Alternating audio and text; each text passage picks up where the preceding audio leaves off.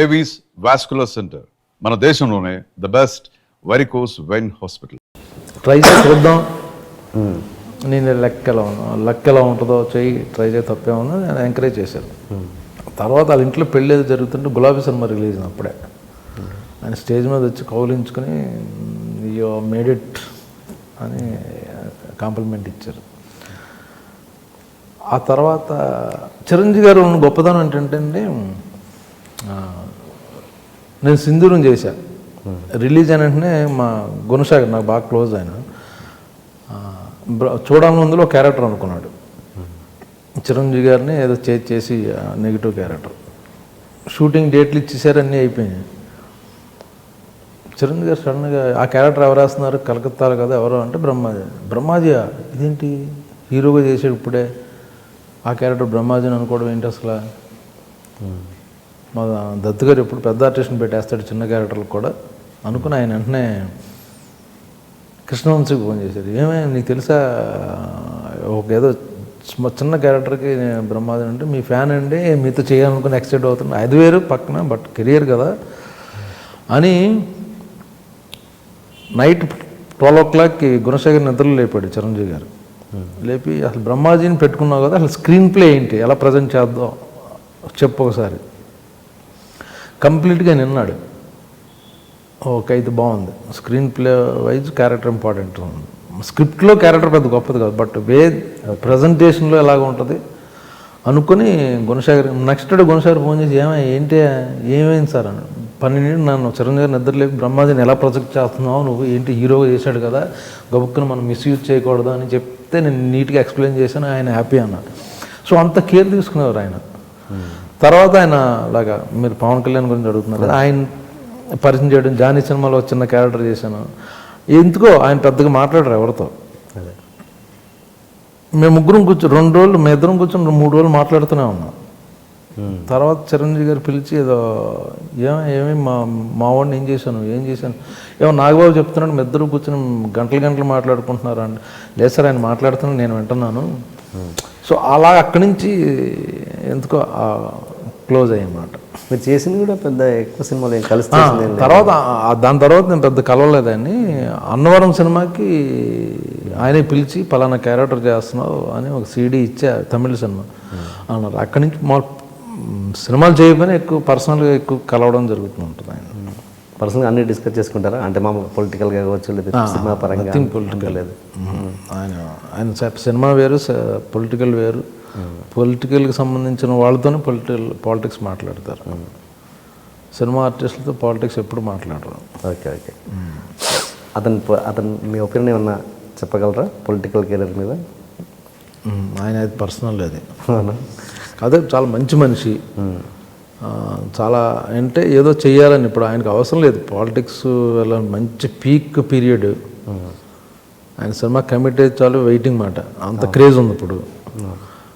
అది కూడా వదిలేసి పాలిటిక్స్లోకి వస్తున్నారు అంటే జెన్యూన్ ఏదో చేయాలి సొసైటీకి అనేది స్ట్రాంగ్గా ఉంది ఆయనకి. అది ఇప్పుడు జనరల్ కెరీర్ అయిపోతున్న టైంలో రిటైర్మెంట్లో ఏం చేద్దాం పాలిటిక్స్లోకి వెళ్దాం ఒక అంబిషన్ కదా బాగుంటుంది కదా అనుకునే వేరు.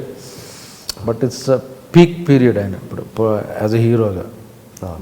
బట్ ఆయన వెళ్తున్నారంటే ఇట్స్ గుడ్ థింగ్ యాక్చువల్లీ. మీరు మీద ఫేస్బుక్లో దివాళీ సందర్భంగా బ్లడ్ పూసుకొని ఏదో వేసుకొని అది నేను షూటింగ్లో ఉన్నాను ఫిల్మ్ సిటీలో.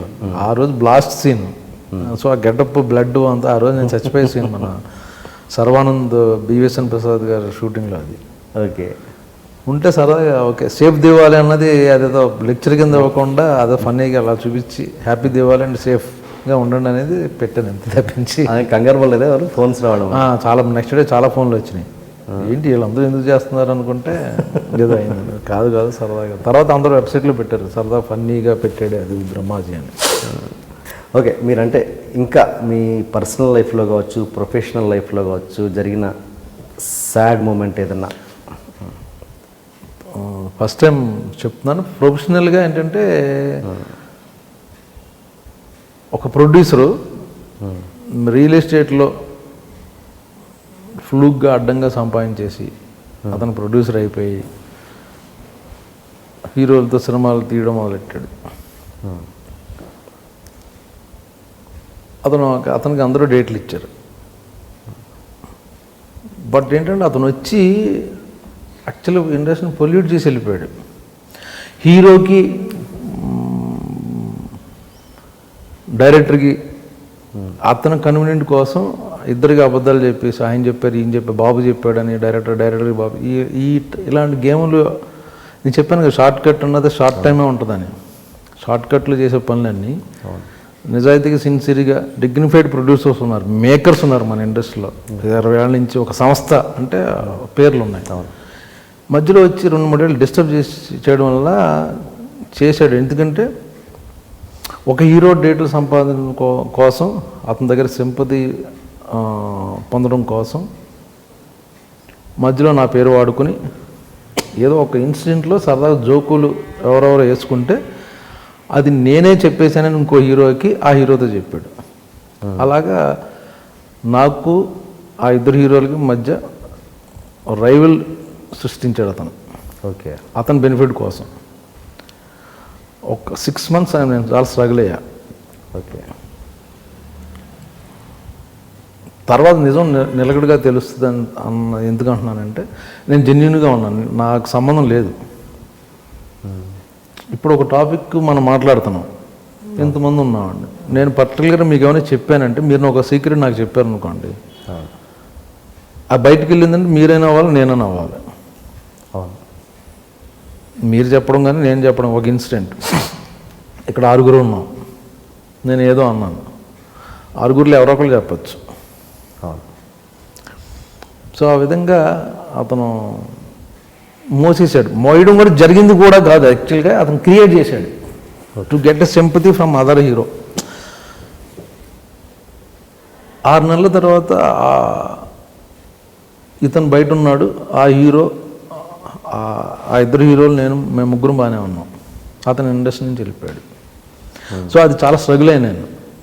ఓకే, అది చాలా బాగా ఒక 6 నెలల మాట. వాళ్ళిద్దరూ దూరం అయిపోయారు. తర్వాత అర్థం చేసుకున్నారు, నేను ప్రయత్నం చేయాల, నేనేం తప్పు చేయాల, నా సైడ్ నుంచి ఇది అని. బట్ ఎక్కడో క్యారీ అయిన అవ్వడమో లేదా వినడమో లేదా ఫీల్ అవ్వడం, వాళ్ళు బాధపడి మొత్తం ఫైనల్గా ఇంకో హీరో అన్నాడు, వాడు బయట ఉన్నాడు, వాడు ఇప్పుడు మన ముగ్గురం బాగానే ఉన్నామని అన్నాడు అన్నమాట. అది నా ఫైనల్ అచీవ్మెంట్. జెన్యూన్గా ఉండి సిన్సియర్గా ఉంటే మధ్య మధ్యలో ఇటువంటి డిస్టర్బ్ చేస్తాయి. సో నేను ఎవరి జోలికి వెళ్ళను. ఇప్పుడు నా జోలికి వచ్చి నన్ను ఏదో చేసి, ఇప్పుడు అతను లేడు ఇండస్ట్రీలో. సో అది నాకు చాలా హర్ట్. ఒక 6 నెలలు చాలా టార్చర్ అనిపించింది అన్నమాట. బట్ నా హ్యాపీ ఆ ఇద్దరు హీరోలతో వర్క్ చేస్తున్నాను, అందరూ బాగానే ఉన్నాం. ఓకే, ఏదా ప్రొడ్యూసర్ నటుడా? ఆ ప్రొడ్యూసర్ నటుడా? అది నేను చెప్పలేరు, నేను చెప్పకూడదు. ఎందుకు నా ఫీలింగ్ చెప్పాను తప్పించి అతన్ని టార్గెట్ చేసి అతని పేరు బయటకు రావాలన్నది నా ఉద్దేశం కాదు. ఓకే ఓకే ఓకే అండి. ఇంకా ఎనీ పర్సనల్? అదే నాకు బాగా ఇదే. తర్వాత ఆ హీరోల సినిమాలో మీరు చేయలేదు? ఇద్దరు హీరోలతో చేశాను. అంటే అప్పుడు ఆ 6 months ఆ టైంకి లేదు యాక్చువల్గా, అప్పుడు షూటింగ్ ఏమీ లేదు. బట్ నన్ను పర్టికులర్గా అతను ఆ హీరోలను అవాయిడ్ చేయాలనే మెంటాలిటీ కాదు వాళ్ళు.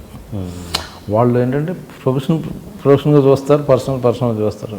ఓ పలానాడు అలా అన్నాడా అని నన్ను నా సినిమాలో పెట్టుకోకూడదు అనే మెంటాలిటీ ఉన్న హీరోలు కాదు వాళ్ళు.